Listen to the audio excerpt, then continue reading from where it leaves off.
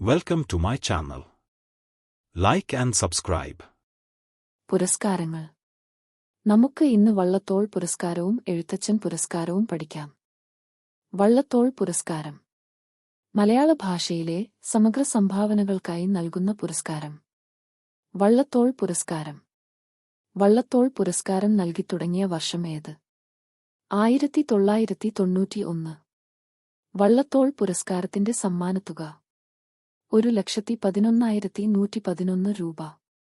പ്രഥമ വള്ളത്തോൾ പുരസ്കാരം നേടിയത് പാലാ നാരായണൻ നായർ 1991 ആണ് ലഭിച്ചത്. വള്ളത്തോൾ പുരസ്കാരം ലഭിച്ച ആദ്യ വനിത ബാലാമണിയമ്മ 1993 ആണ് ലഭിച്ചത്.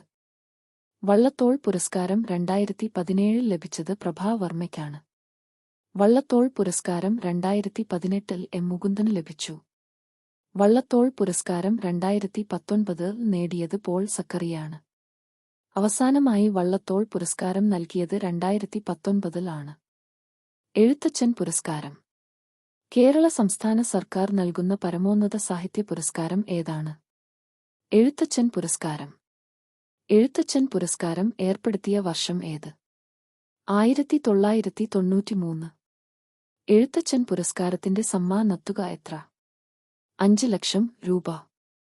2020 എഴുത്തച്ഛൻ പുരസ്കാരം ലഭിച്ചത് ആർക്കാണ്? പോൾ സക്കറിയ. 2021 എഴുത്തച്ഛൻ പുരസ്കാരം ലഭിച്ചത് ആർക്കാണ്? പി. വത്സല. 2022 എഴുത്തച്ഛൻ പുരസ്കാരം ലഭിച്ചത് ആർക്കാണ്? സേതു. 2023 എഴുത്തച്ഛൻ പുരസ്കാരം ലഭിച്ചത് ആർക്കാണ്? S. K. Vasanthan. Thank you for watching. Like and subscribe my channel.